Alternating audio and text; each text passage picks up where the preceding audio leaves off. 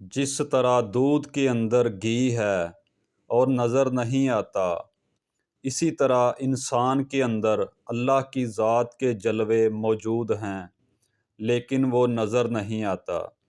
دودھ کے اندر سے گھی نکالنے کے لیے اس کو جاگ لگانی پڑتی ہے، اور انسان کے اندر سے اللہ کی ذات کے جلوے پانے کے لیے کسی کامل مرشد کی ضرورت پڑتی ہے۔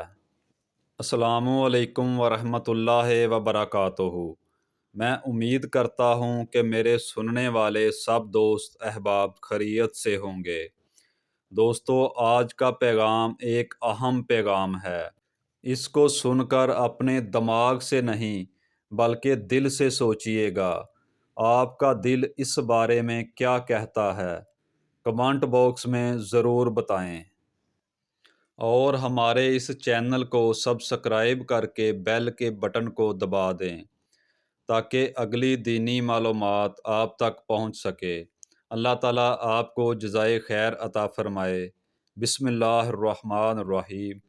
حضور غوث اعظم شیخ عبد القادر جیلانی رضی اللہ عنہ کی خدمت کے اندر ایک شخص حاضر ہوتا ہے اور عرض کرتا ہے کہ یا حضور، آپ نے فرمایا اپنے وعظ کے اندر کہ جس نے اللہ کی پہچان کرنی ہے پہلے وہ اپنی پہچان کرے۔ میں اپنے اس گوشت پوشت کے پنجرے سے اس وحدہ لا شریک کی پہچان کیسے کر سکتا ہوں؟ وہ میرے اندر کیسے ہے؟ آپ نے فرمایا دودھ لے کے آؤ۔ وہ دودھ لے کے آیا۔ آپ نے فرمایا کہ آپ مجھے بتاؤ اس میں گھی ہے؟ تو اس نے کہا ہاں، دودھ کے اندر گھی ہے۔ آپ فرماتے ہیں کدھر ہے گھی؟ مجھے تو نظر نہیں آ رہا۔ تو وہ کہنے لگا کہ حضور، گھی ایسے تھوڑی نظر آئے گا۔ اگر گھی نکالنا ہے تو پھر تھوڑی محنت کرنی پڑے گی۔ آپ فرماتے ہیں کیسی محنت؟ اس نے کہا کہ حضور، پہلے دودھ کو گرم کریں گے، پھر اس کو جاگ لگائیں گے۔ جب جاگ لگ جائے گی تو یہ دہی بن جائے گا۔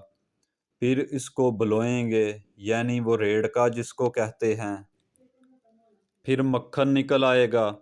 جب مکھن نکل آئے گا پھر اس کو کسی برتن میں ڈال کے آگ کے اوپر چڑھائیں گے۔ پھر کچرا علیحدہ ہو جائے گا اور جو خالص گھی ہے وہ علیحدہ ہو جائے گا۔ آپ نے فرمایا تو پھر مجھ سے کیوں پوچھتا ہے کہ اپنے وجود سے اللہ کی پہچان کیسے کروں؟ فرمایا سب سے پہلے اپنے اس وجود کو جاگ لگا۔ یاد رکھیں، بغیر جاگ کے کام نہیں بنتا۔ بغیر جاگ کے کبھی بھی گھی نہیں نکلتا۔ تسبیح پھری تے دل نہیں پھریا، کی لینا تسبیح پڑھ کے ہو۔ علم پڑھیا تے ادب نہ سکھیا، کی لینا علم نو پڑھ کے ہو۔ چلے کٹے تے کچھ نہ کھٹیا، کی لینا چلیاں وڑ کے ہو۔ جاگ بنا دودھ جمدے نہ ہی باہو، باویں لال ہون کڑ کڑ کے ہو۔ اگر دودھ سے گھی نکالنا ہے تو اسے خواہ مخواہ کی آگ پہ مت چڑھائیں۔ سب سے پہلے اس کو جاگ لگائیں۔ اور جاگ کیسے لگتی ہے؟ حضور سلطان العارفین رحمت اللہ علیہ فرماتے ہیں کہ راتیں جاگیاں کچھ نہیں بندا، جے مرشد جاگ نہ لائی ہو۔ کہ اگر جاگ لگانی ہے تو کسی مرشد کامل کی درگاہ میں جا۔ میاں محمد بخش رحمت اللہ علیہ فرماتے ہیں دودھ وجود تیرے وچ شیریں، روغن دان سمانی، پر مرشد لاوے جاگ پرم دی، تاں جمے دودھ پانی۔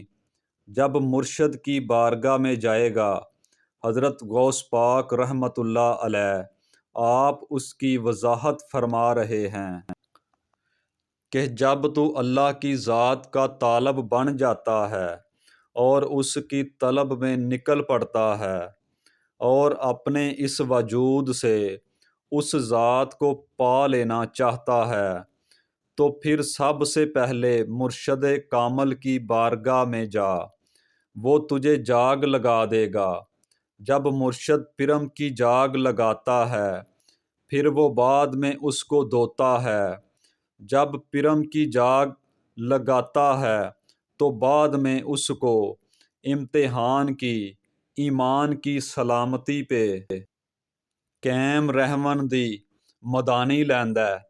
پھر مکھن نکل آتا ہے، اور جب مکھن نکل آتا ہے پھر مرشد کیا کرتا ہے، اس مکھن کو خالص گھی میں بدلنے کے لیے آگ پہ چڑھاتا ہے۔ اب جتنی یہ گیم چل رہی تھی یہ نفس امارہ کی تھی۔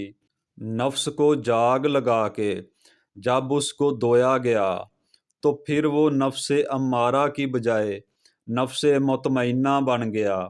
جب وہ نفس امارہ سے نفس مطمئنہ بنتا ہے اب وہ مکھن ہے۔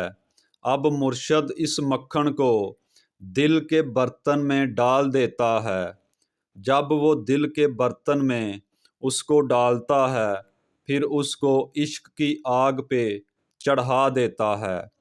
جب وہ برتن اس مکھن سمیت عشق کی آگ پہ چڑھتا ہے پھر فرمایا العشق نارن، عشق وہ آگ ہے جو معشوق کے علاوہ ہر چیز کو جلا کے راکھ کر دیتی ہے۔ جب وہ مکھن عشق کی آگ پہ چڑھتا ہے پھر وہاں پہ کیا ہوتا ہے؟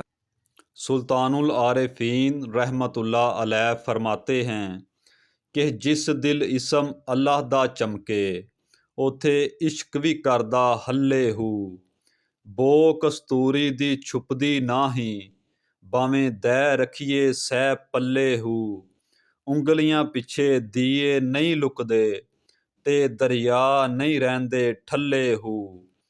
اب مرشد اس مقام پہ اس طالب کو فیض کر دیتا ہے، اور یہ ساری پہچان کہاں سے نصیب ہو رہی ہے؟ اپنے وجود سے۔ اپنے من میں ڈوب کر پا جا سراغِ زندگی، تو اگر میرا نہیں بنتا نہ بن اپنا تو بن، آ جھانک چاکے گریباں میں بھی کبھی، کیس تو لیلا بھی تو صحرا بھی تو محمل بھی تو، آرزو کس چیز کی آوارہ رکھتی ہے تجھے، مگر شرط کیا ہے آ جھانک، جھانکے گا نہیں تو بات نہیں بنے گی۔ او بھائی اپنے من میں جھانک، اپنے دل میں جھانک، جھانکے گا نہیں تو بات نہیں بنے گی۔ وما الا توفیقا۔